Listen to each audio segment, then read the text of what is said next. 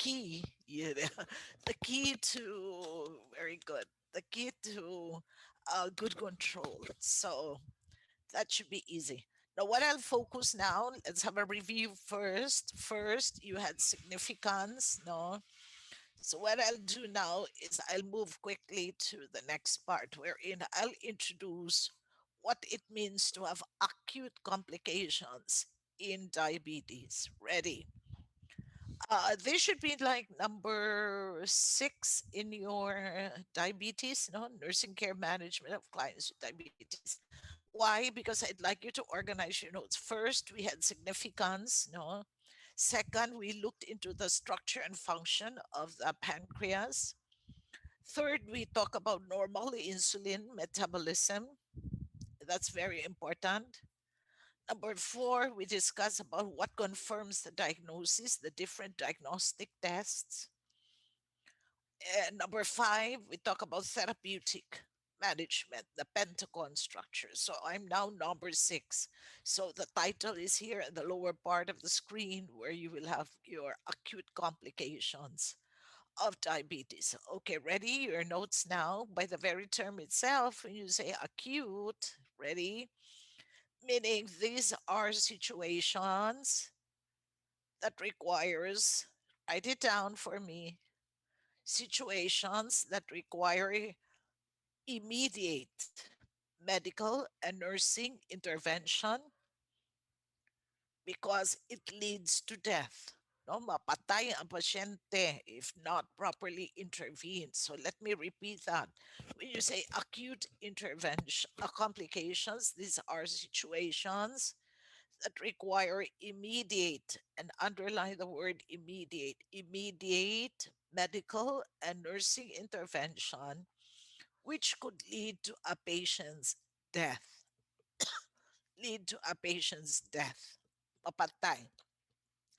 Now, the number one acute complication in diabetes that we've got to be alert and very, very present in a lot of our licensure exam is what you call your diabetic, number one, diabetic ketoacidosis, or popularly called DKA, but it's also called diabetic acidosis.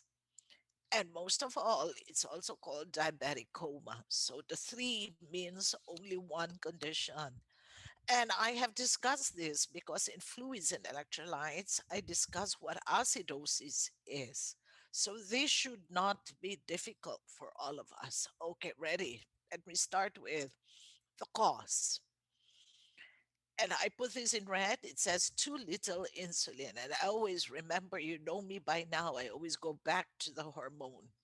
Now, too little insulin accompanied by what you call an increase in caloric intake, physical or emotional stress, and most of all, follow me with good speech and English when you say and undiagnosed diabetes, mostly in type 1. Okay? And undiagnosed diabetes. Okay, ready? I have the arrow with too little insulin. Ready? Number 2, meaning when insulin supply is insufficient, glucose cannot be used for cellular energy. And we all know that. I plus G. There has to be a couple in order to produce energy. Number 3, in response to cellular starvation, the body breaks down stored fats and protein in order to provide the needed energy.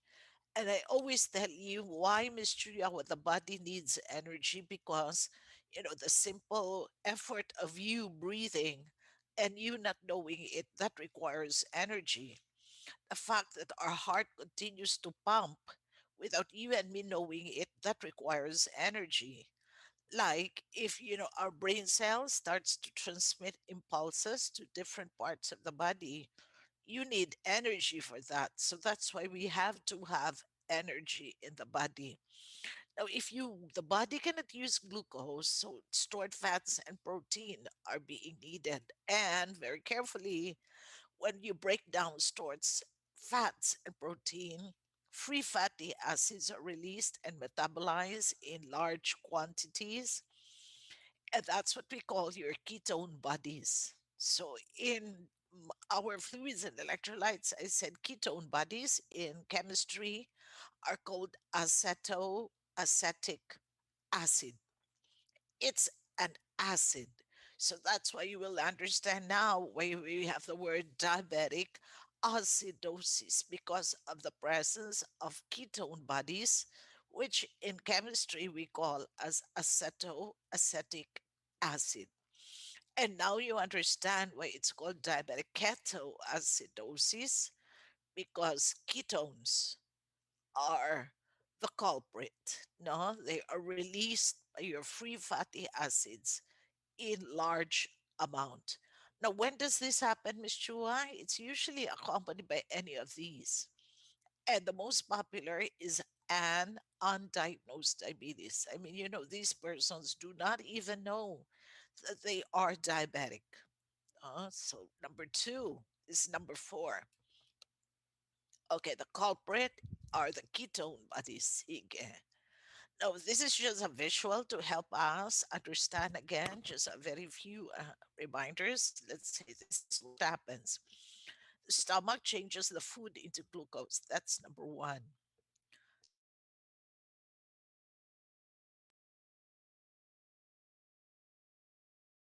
Blue bubble, are a blue bubble. Okay, number three, follow me. The pancreas, and it's long tapered behind the stomach, makes little or no insulin. In term tangad, absolute lack or decrease in insulin. No? So that number four, ready? There is little or no insulin that enters into the bloodstream, and insulin is represented by yellow bubble, a yellow bubble right there. So you see there is monogamous I plus G. So what happens in diabetes? Ready?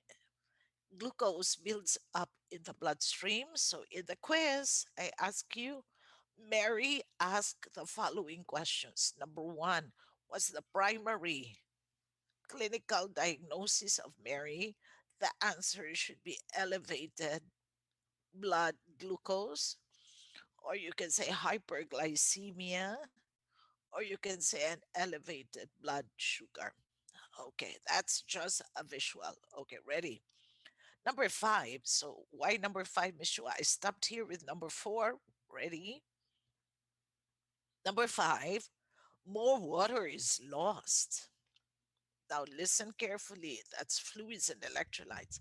More water is lost in an attempt of the body to balance the pH, because we're talking of ketones and acetoacetic acid, which leads to what you call your clinical manifestations. And I already discussed this with fluids.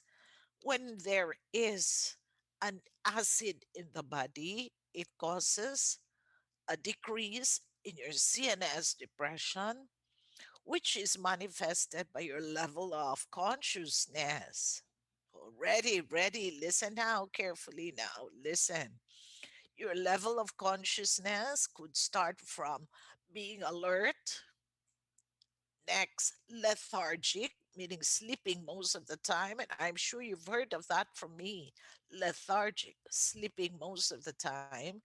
It can proceed to stupor. And when you say stupor, wakes up only with pain, and coma. Ah, that's the clinical manifestation of a decrease in CNS depression.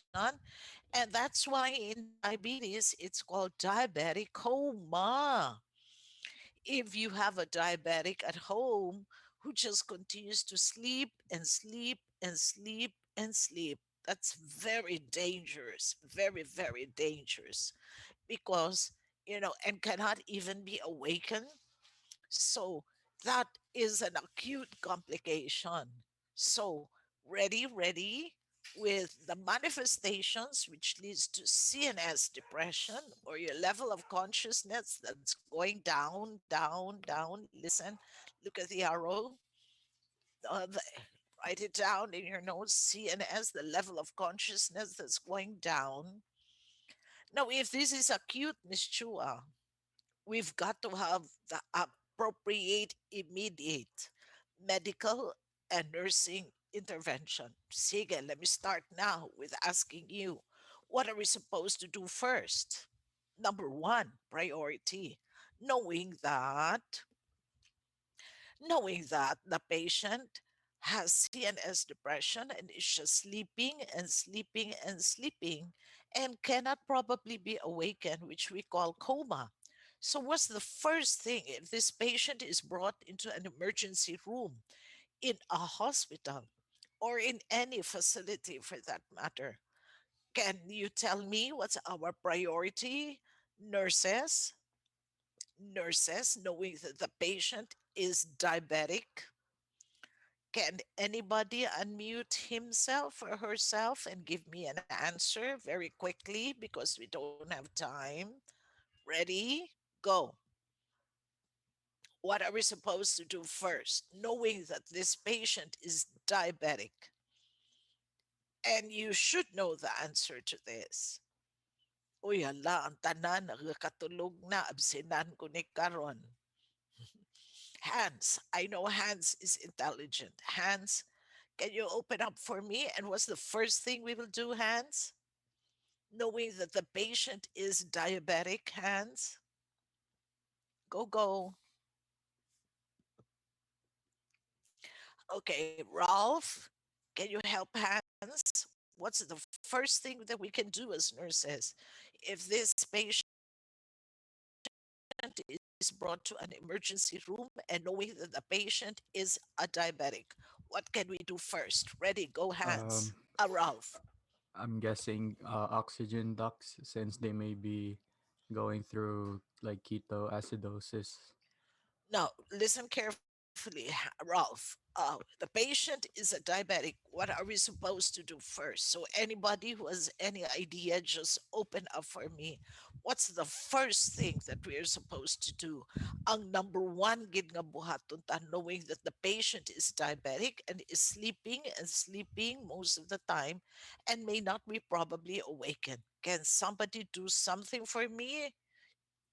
JP, probably. JP is very.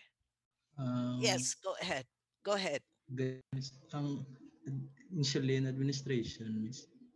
No, first thing, Anay. First things first. Ang number one, Anay. Go, go. First things first. You Check don't. Yes, go.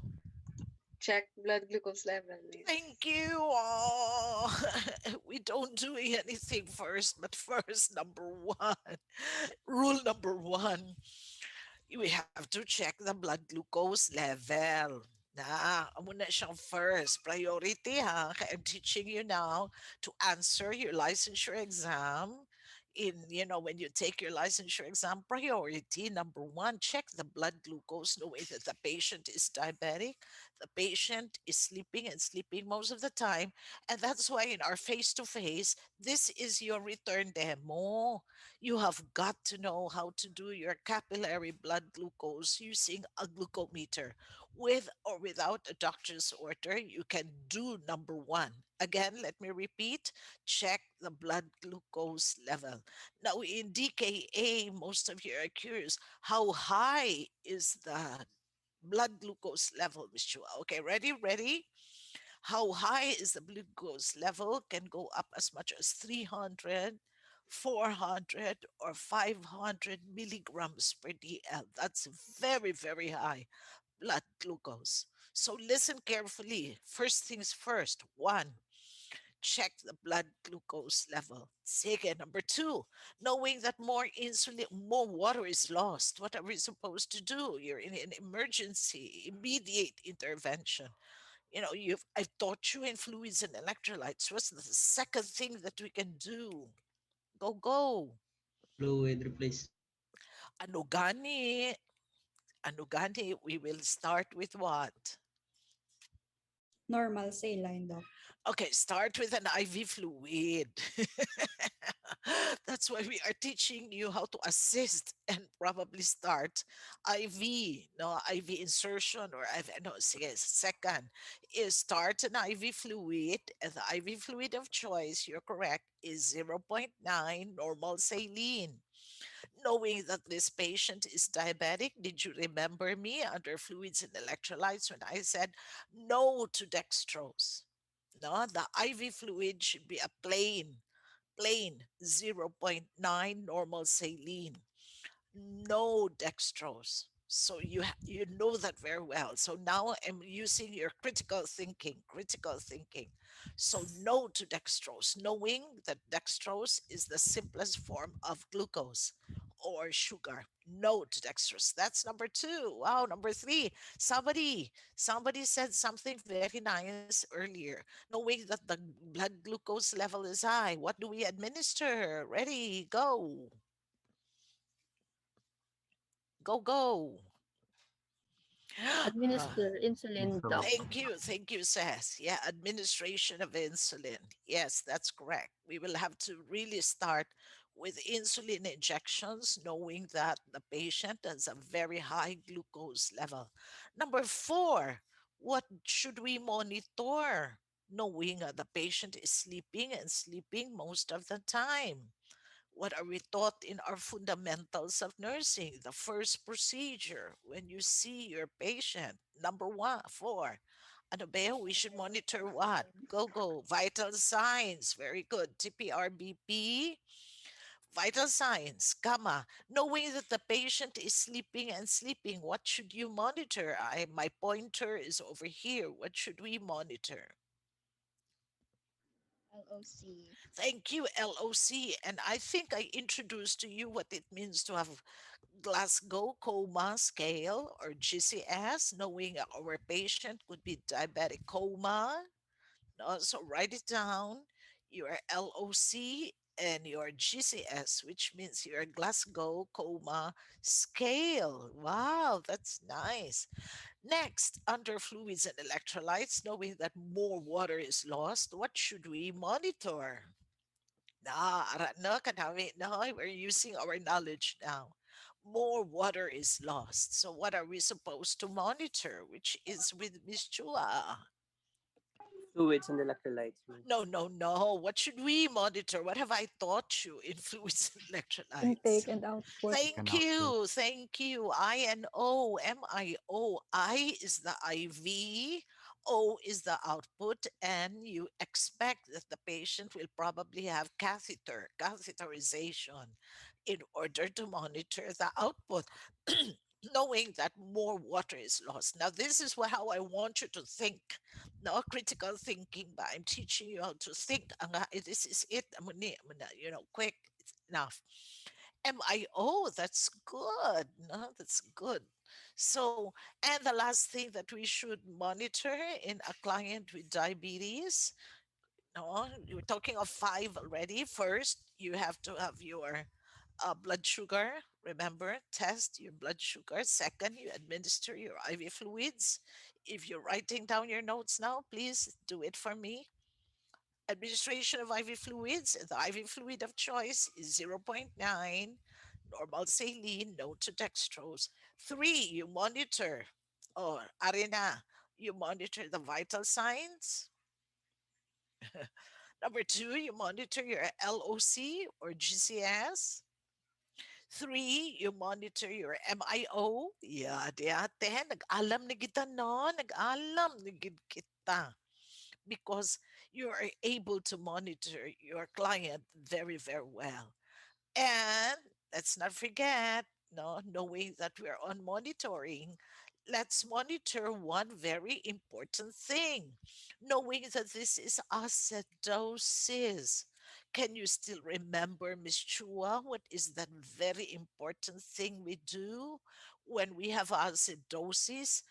Look at here, more water is lost in an attempt of the body to balance the pH. Can you still remember what I taught you in fluids and electrolytes? Anybody who you can unmute yourself? Go, go.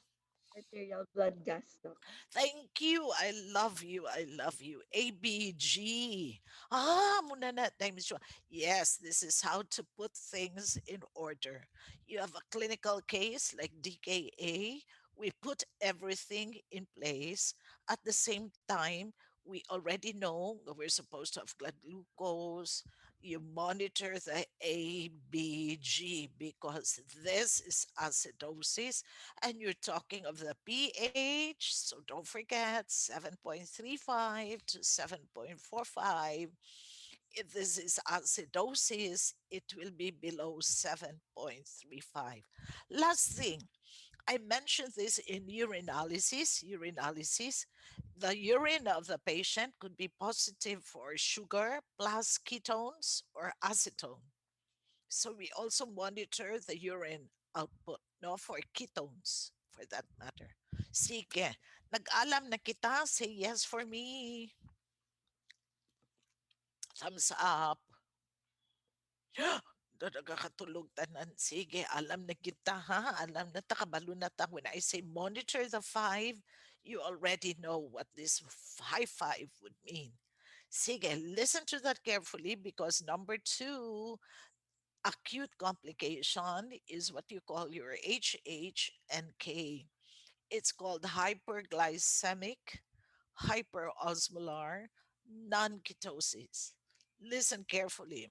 This occurs in clients with diabetes who is able to produce enough insulin to prevent DKA, but not enough to prevent severe hyperglycemia. Let's look at the word severe hyperglycemia, osmotic diuresis, and extracellular fluid depletion. Oh, listen carefully now, Arina.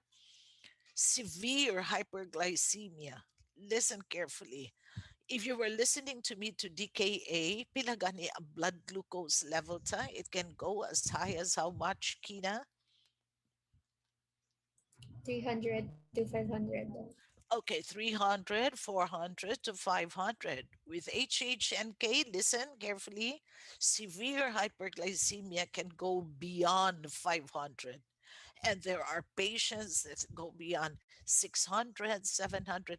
Wow, that's severe hyperglycemia. Second, number two, osmotic diuresis. That's why it's called hyperosmolar. Ihi. Grabe, no? And together with that, you have extracellular fluid depletion. So that's why it's close to fluids and electrolytes.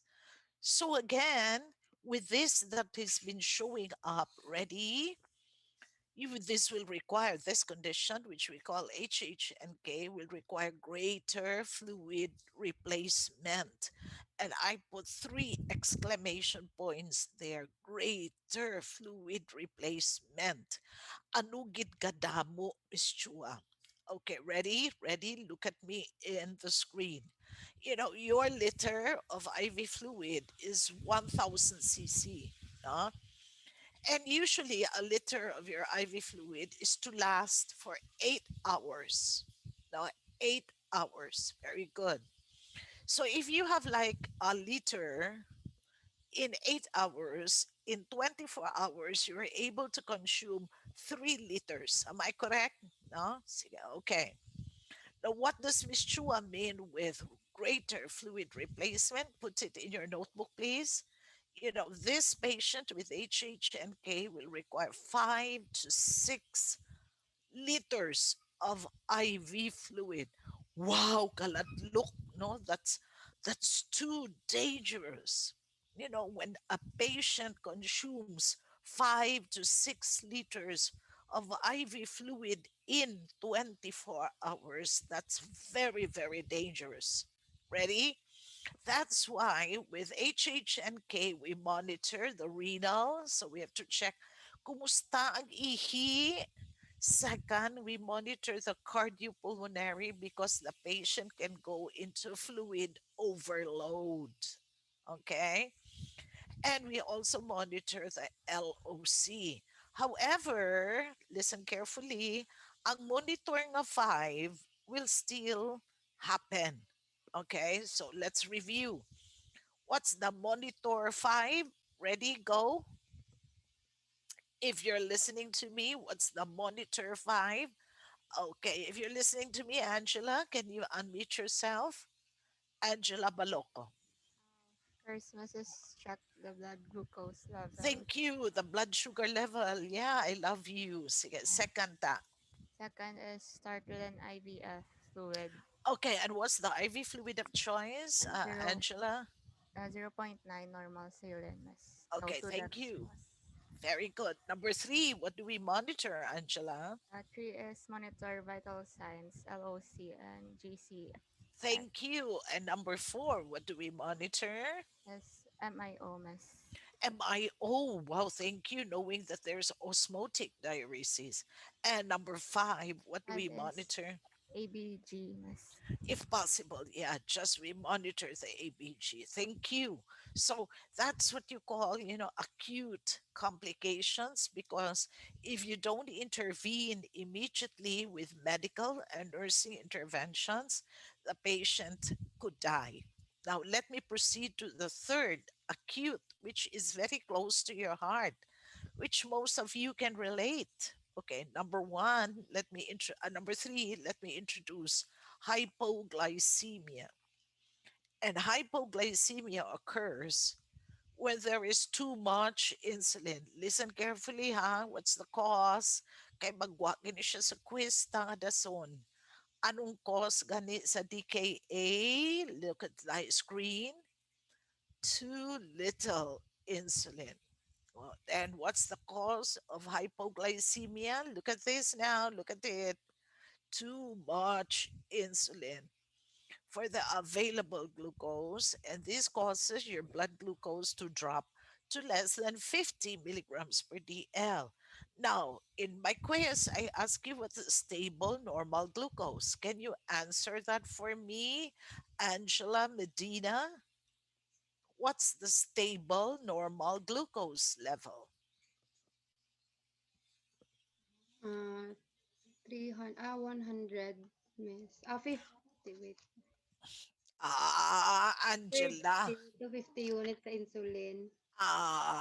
Okay, okay. I help out Isaiah. Isaiah, what's the stable normal? Approximately 70 to 100 milligrams Thank per you. Look at, milliliter. thank you, Isaiah. With hypoglycemia, listen now, listen. Your blood glucose will drop as low as 50. So be careful. You should know you're stable. It should be already in our gray matter. And so hypoglycemia will present you with clinical manifestations, which can result in symptoms related to SNS activity, no, sympathetic nervous system. First, the patient will have cold sweats. So when you say bugnaw ang sweat daw hindi, ang ngalan ni sa Ilonggo yami ang balhas. Yami ang balhas. The person will have weakness and trembling and pallor gidjai gapalang lapsi, no? So listen carefully.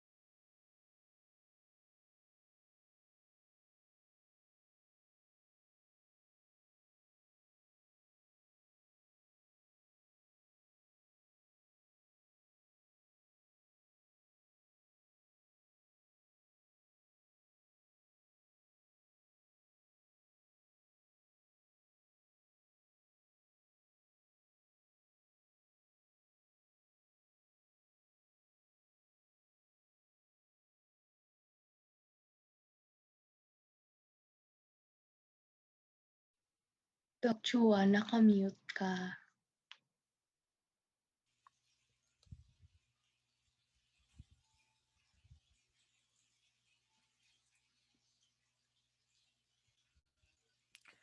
Can I share my screen now? Yes, Doc. Okay, ready. Yes, Doc. This happened to a student who was assigned the operating room, and her CI was Doc Tita Sanal. You know, she was nervous because it was the first time that she had scrubbed, in OR, and she started to turn so pale, and lost her saying, nalipungan. So question number one, did you eat your breakfast? And the student said, no, miss. And most of all, miss, nakulbaan ko, miss, kay first time mag-scrub. So we understand that. So, this can happen to all of us. So if it's acute, ready, what are the immediate Intermanagement and intervention. Number one principle, if you're hypoglycemic, give a fast acting carbohydrate. Fast acting carbohydrate. If we're rich, yeah, if we're rich, we can offer a glass of OJ plus sugar. Ano gani OJ if you go to McDo? Orange juice. Okay, thank you. OJ plus, sugar. But, we don't have that at home. So you can offer a regular soft drink like Coke, Mirinda, no, Sprite, regular, ha? Hindi kay low calorie or hindi kay Coke Zero. Or wala ta soft drinks. You can offer candy. One, two, three, four candies, no, one at a time wherein the person can, have a source of glucose. Wala ta candy dala. So you can have a 2 tablespoons of sugar in water, no? It dissolves sa tubig. Kutsara ha, kutsara, table ha, table, hindi kay teaspoon. So it could be white sugar, it could be brown sugar, it could be mascumado o timplaha, no, in a glass. Tip miss, kung wala gid miss, baw no okay, sige kay pigado gid miss. O sige, kung naadto ka sa community mo, saka ito lube ay lube bla. Saka ito lube paim na tubig sa lube. Kay namit gid na no may sugar. Tapos I used to joke. Joke lang ha. I used to joke and say, Miss, di kay wala gid uti katutusang imuhang katubuhan kag papang-usa sa uh, you know, um, ano na kanang sugar ba. Sige, anyway, joke lang, joke lang. But second, we really need to educate the client to avoid future episodes. If you know nga madali ka, you're diabetic for that matter. I know of people who are diabetics always bring candies with them, always bring chocolates with them, no? So water with them. So we need to educate these people because sometimes you cannot predict what you're supposed to do. But I have a big star over here for all acute complications. With effective treatment, hypoglycemia is quickly reversed. Just like, listen carefully, just like DKA and HHNK, these acute complications of diabetes are reversible. Or put an asterisk in your notes and say all acute complications of diabetes are reversible. Can you please tell me what it is, Kina Wesna? What's your understanding when I said that all acute complications of diabetes are reversible? Kina, Oh, miss. hindi na ipag-Google. You cannot Google it. Somebody like Ella, probably Ella Abong or Dawn. Can you help out? Kina, ready? Go, Kina. We don't have time. Do you have an Can be idea? cured, miss, or mabalik. Okay, ready. Sige, when we say all acute complications of diabetes are reversible, meaning, ready, write it down, meaning the person can go back to its normal state. So, for example, with diabetic coma, with diabetic coma, mabugtaw lang siya kay LOC mo. No? Like this, for example, LOC mo. So, with diabetic coma from sleeping and sleeping and sleeping, the person slowly goes back to being alert, opening the eyes, opening the eyes, and slowly waking up. No, reversible. Like HHNK, the person will be also go back to its normal. Like hypoglycemia, the person, if you have loss of consciousness, because of your hypoglycemic state, the person will be awake. Okay, that's one thing nice with diabetes if managed properly. Liwata, liwaton ko. If The acute complications, if managed properly, clients with diabetes, again, these conditions or complications are reversible. I understood, nurses? Say yes or no.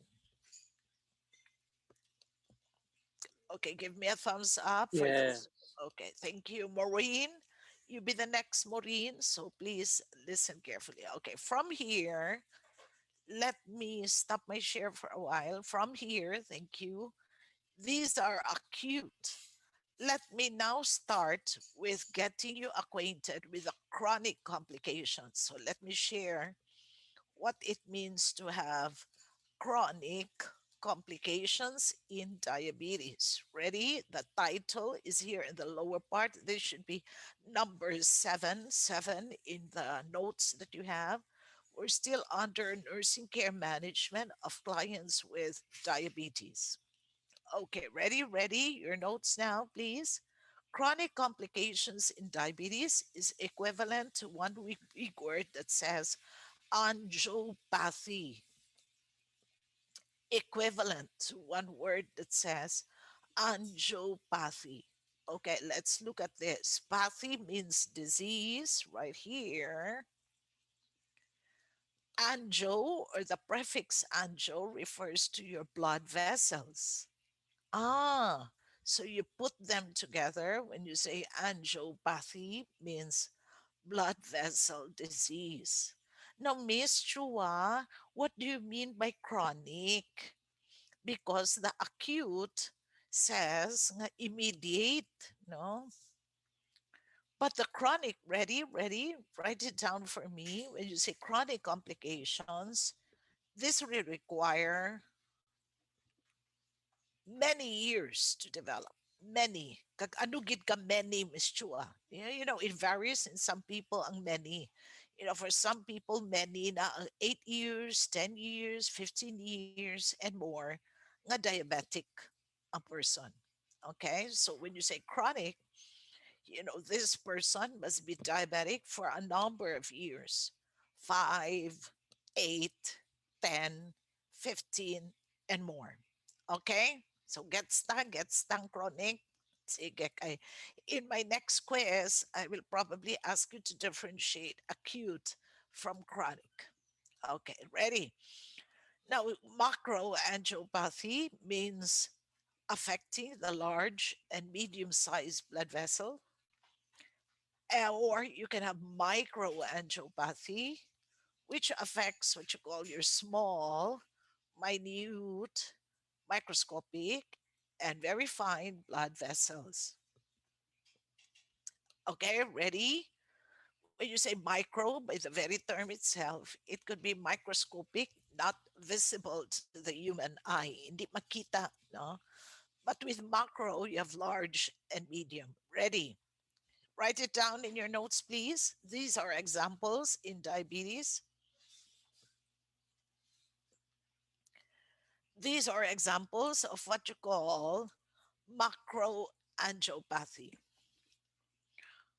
that affects large and medium sized blood vessels. Okay, ready? Macroangiopathy, ready? Are the following complications. Are the following complications. Letter A, when you say cerebrovascular disease.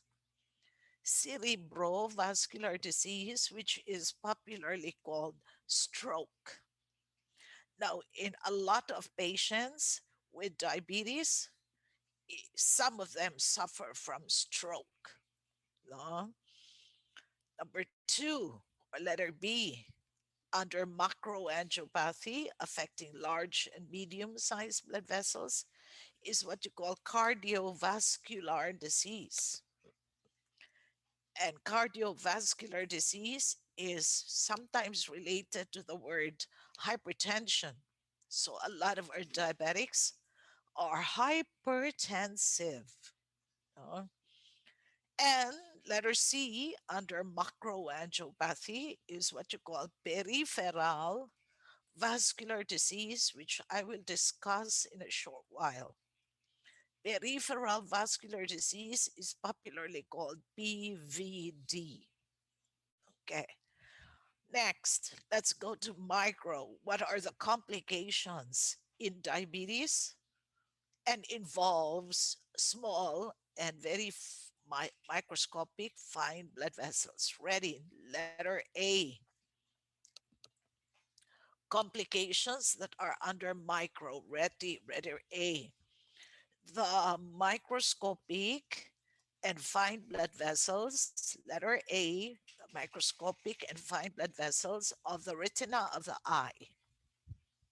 Retina of the eye. I'm sure you're writing, Angela Baloco. Huh? Okay, retina of the eye, which we call diabetic retinopathy. And I'll discuss that very briefly in a while. Diabetic retinopathy. Okay, letter B under microangiopathy, the microscopic and fine blood vessels of the glomerulus of the kidney,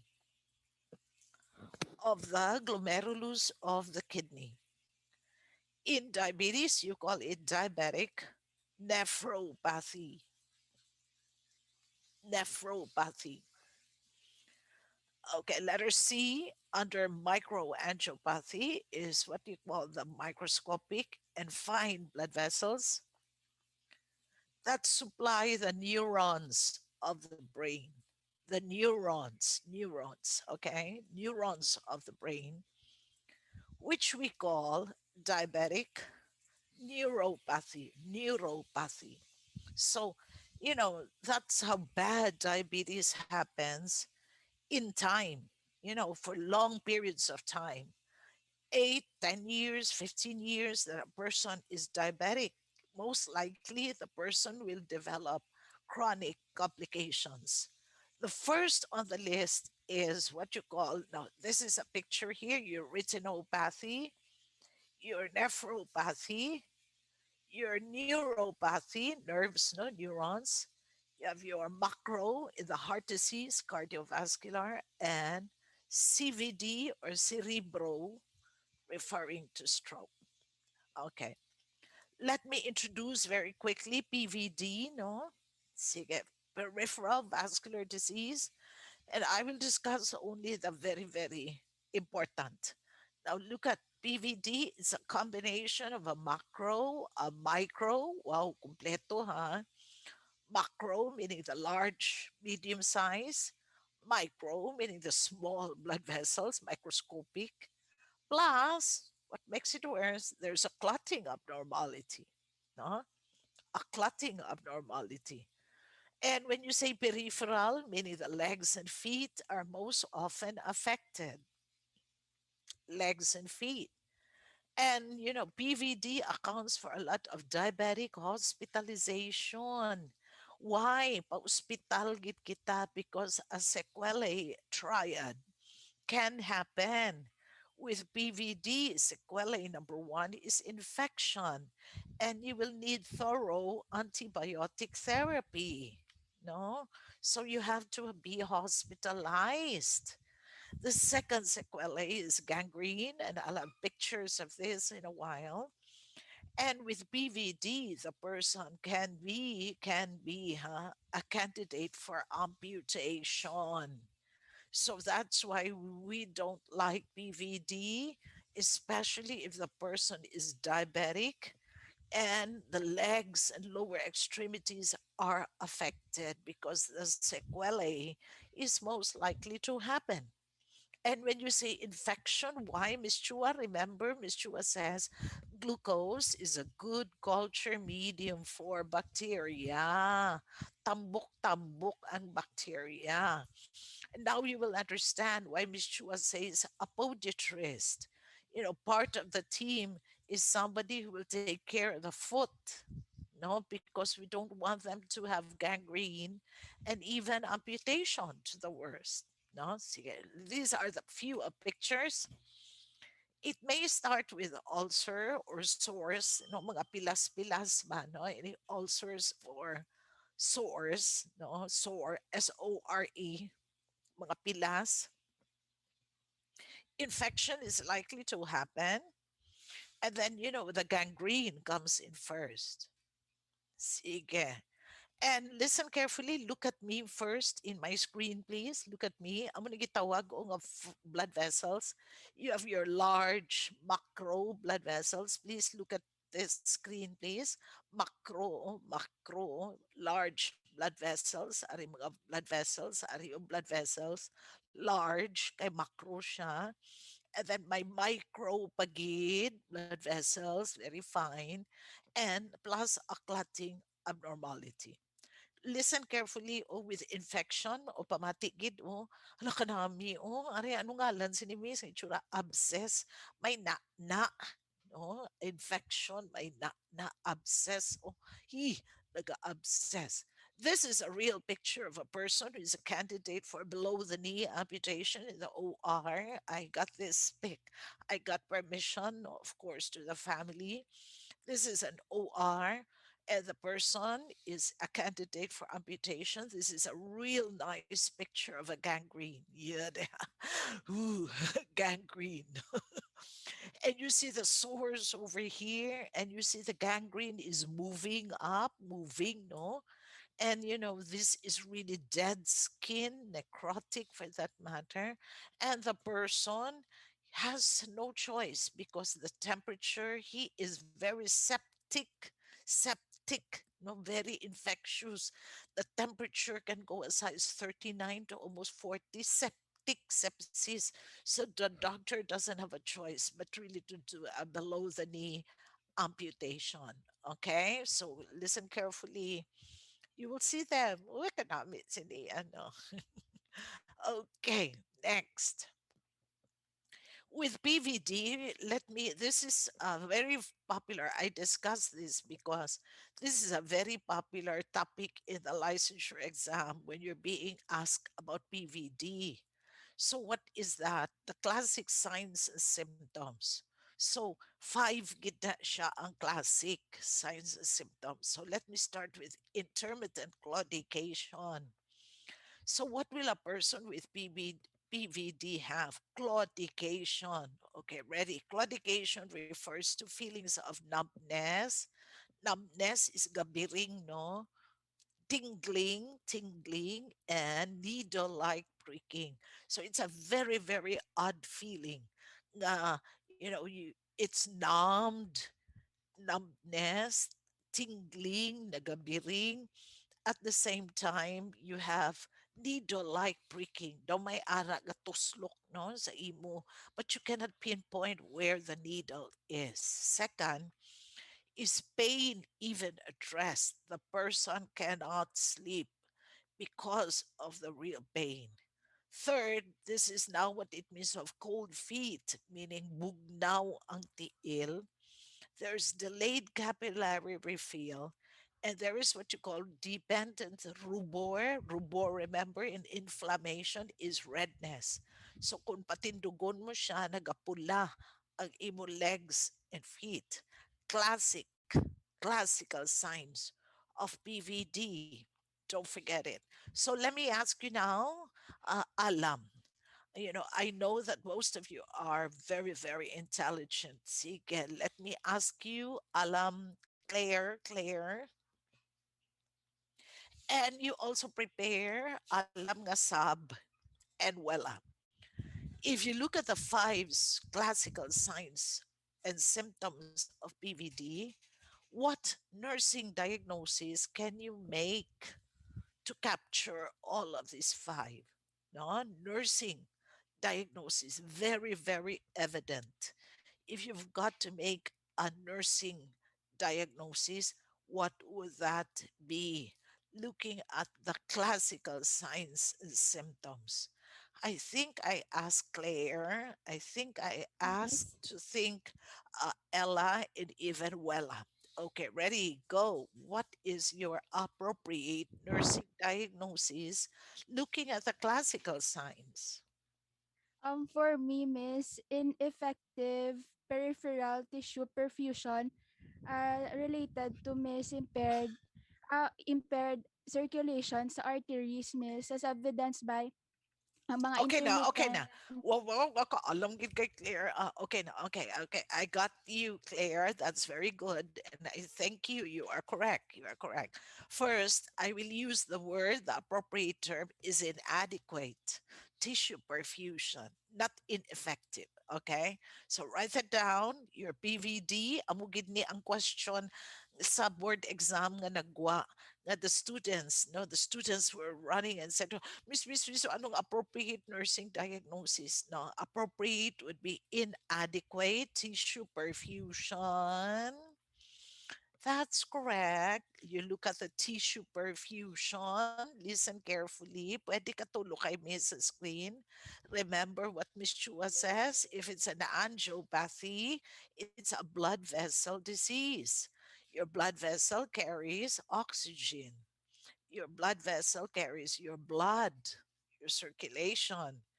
And that's why Claire was correct when her number one priority would be inadequate tissue perfusion. Or Claire also mentioned something very important when you say impaired tissue oxygenation, knowing that this involves blood vessels, no? Cold feet, bugnaw. So meaning, hala, wala ginada circulation. No, no, wala ginagahatag blood supply. So you can say impaired tissue oxygenation, which results to what you call gangrene. No? So thank you, Claire. Salamat. Okay, ready. Now, what would be the diagnostic test for PVD? Let me introduce a Doppler study. Just like your fetal heartbeat in maternal and child, you listen to the blood flow in the peripheral or in the legs. It's a Doppler study. And let me introduce peripheral angiography. Graphy. You very well know I have been very conscious of prefix and suffix, no? So graphy refers to an injection of a dye, to visualize the blood vessel, which is the anjo, in the legs and foot. The peripheral angiography. So you have is an injection of a dye to visualize the blood vessels. Ready? Anjo is blood vessels that supply the legs and the foot.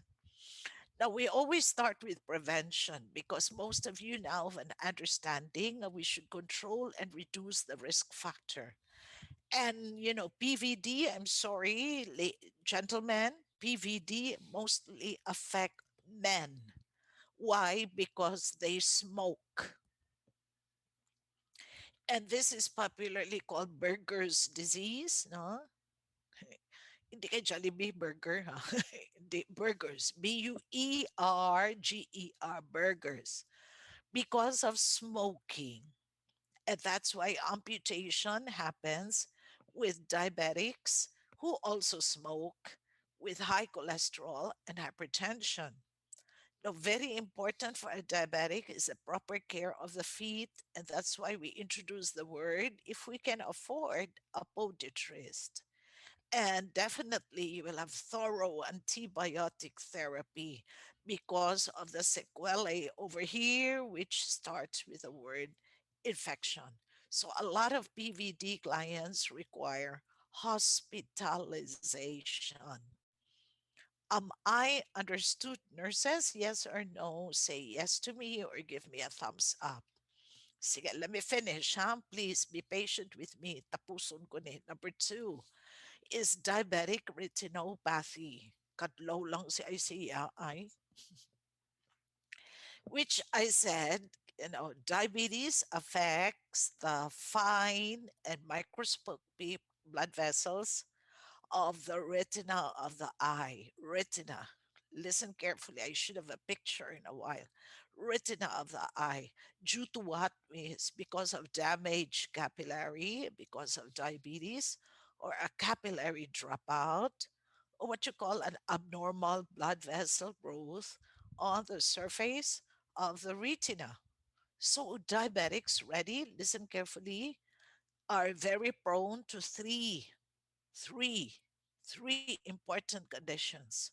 One is glaucoma, second is cataract formation, and number three, diabetics can have functional blindness. When I say functional blindness, this is what we mentioned earlier about blurry vision, no? Blurry. So when you say functional, meaning a diabetic may not be able to read, no? Read, kaya functional reading, hindi klaro, blurry, functional. So blurry vision, and when you say functional, a diabetic client may not be able to see very clearly. So again, diabetic retinopathy because of diabetes in a long, lawi, chronic, no? So madugay na can develop glaucoma, cataracts, and blindness. Sige, next is what you call diabetic retinopathy. Listen, look at me now. Look at the beautiful capillaries, microscopic, fine blood vessels of a retina. But because of diabetes, look at this now.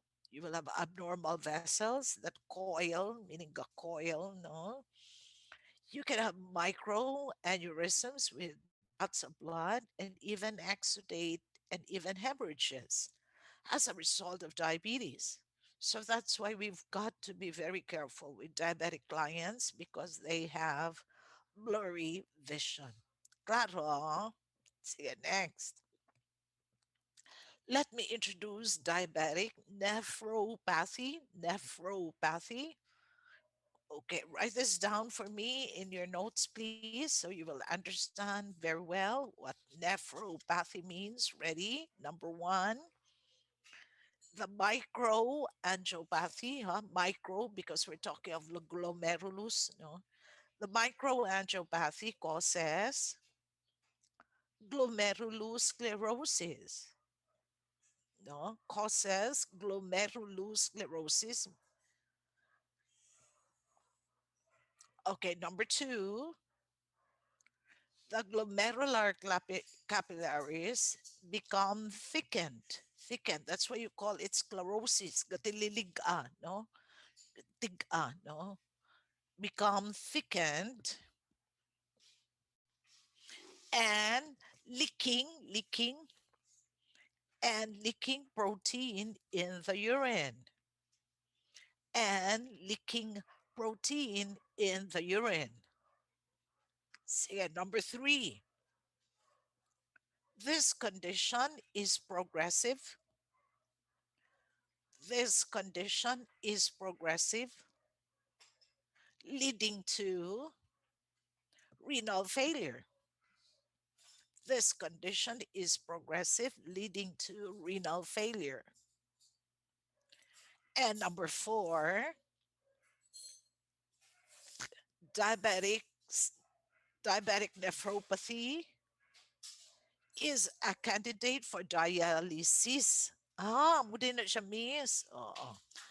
Diabetic nephropathy is a candidate for dialysis, or if still young, for kidney transplant. So I want you to remember that if young, if bata pa, and you're diabetic and you have glomerular sclerosis, meaning thickening of the glomerulus because of diabetes, that client can be a candidate for what you call kidney transplant if young, but most of which go for dialysis.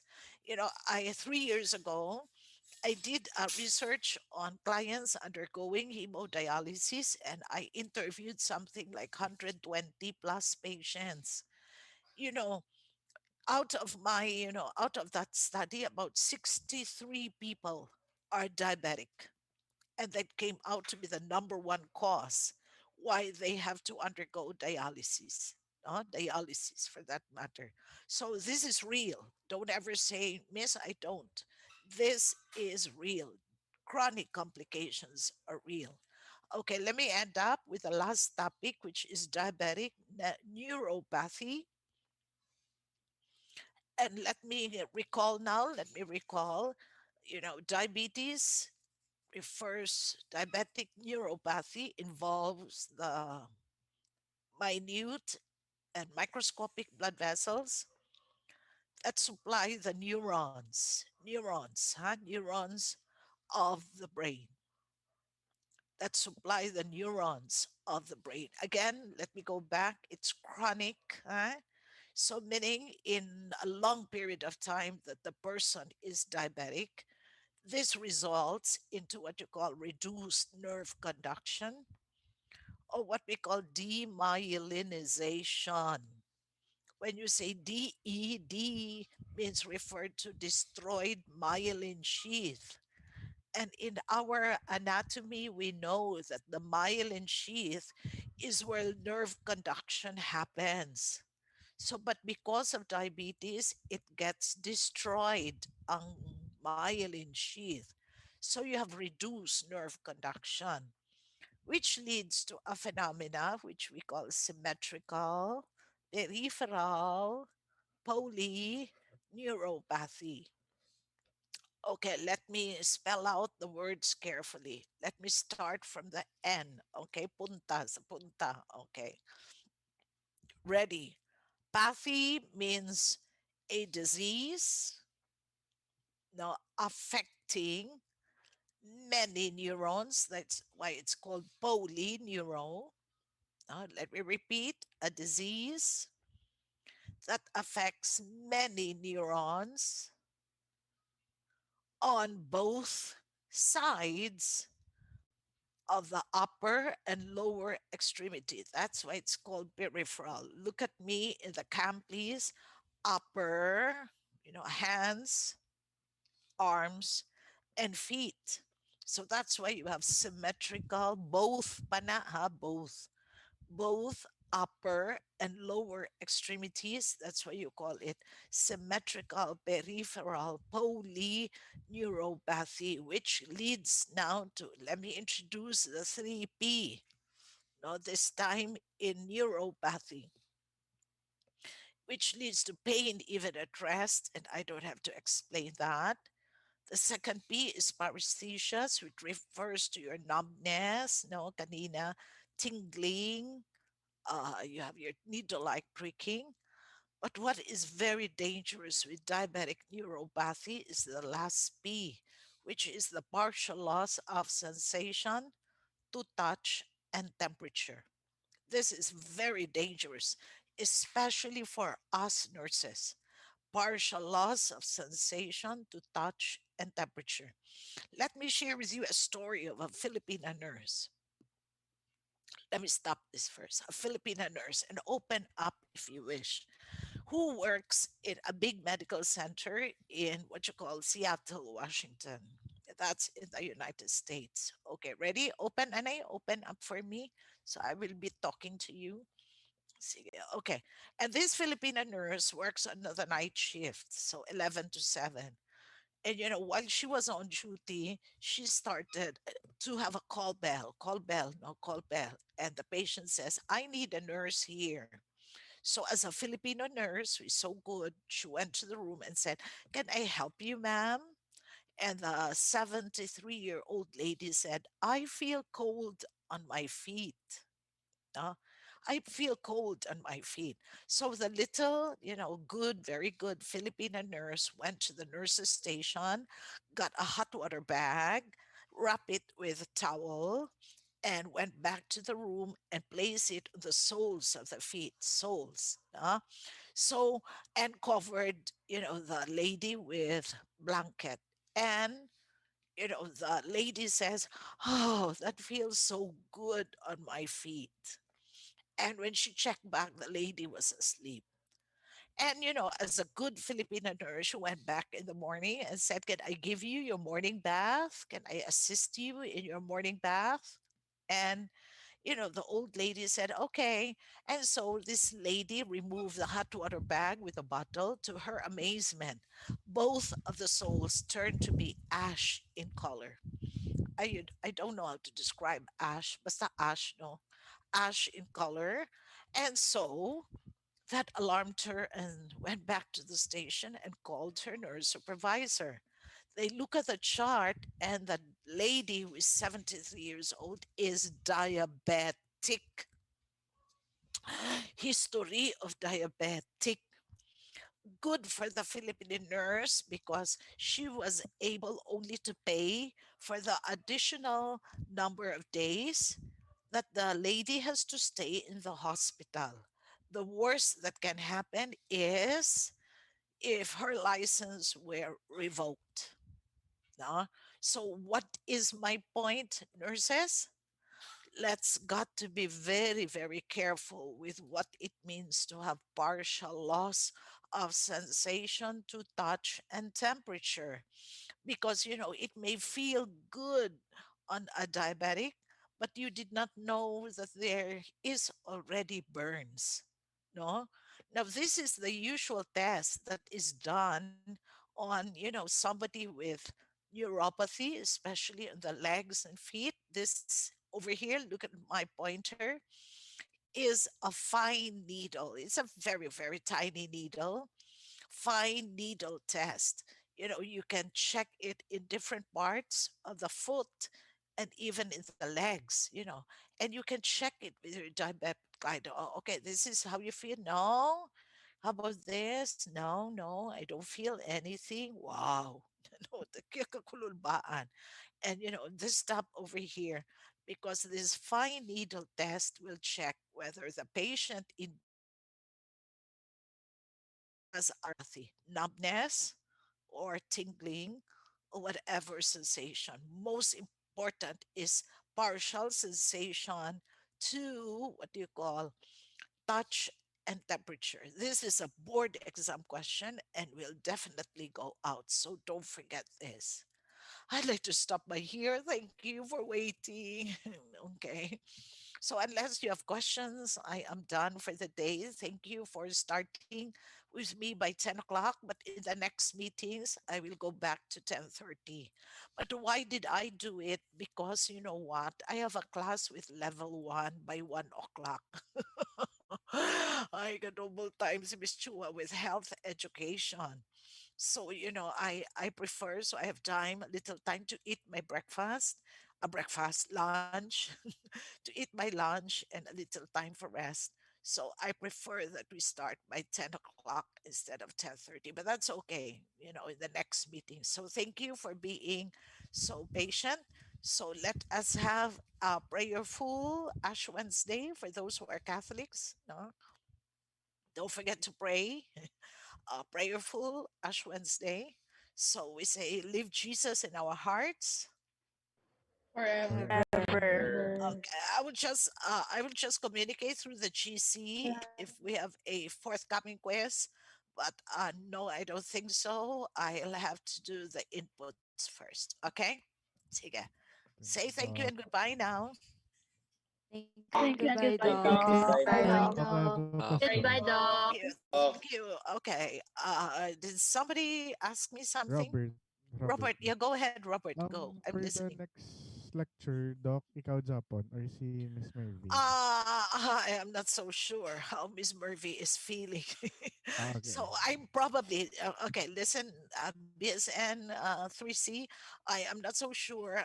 She might come in after I finish my endo because I only have one more meeting in endo. No, isa O- na lang ka meeting. Isa ka 4 hours, Robert. Okay, No, Doc. so Wait lang naman ang announcement, Doc. yeah, pero she might. I will allow her to finish probably her GIT, okay, that's for midterms. But if she's still not feeling well, I have no choice but to come in with a concept on ortho or orthopedics. So I am just here. So wala ako control, Robert. I hope you understand. No, Yes, the Doc. class. It's Sige, thank okay. you. Sige, Thank you, I'll Doc. communicate with you whatever the changes would be. Thank Thank you, you and Doc. Thank goodbye. you. Thank you Doc. and goodbye, Doc. Okay, Daryl, and Nicole Villaera, you just have to message me separately. Thank you. Bye. Thank you, Doc. Thank you. Bye bye. Thank you, Doc. Bye, Doc.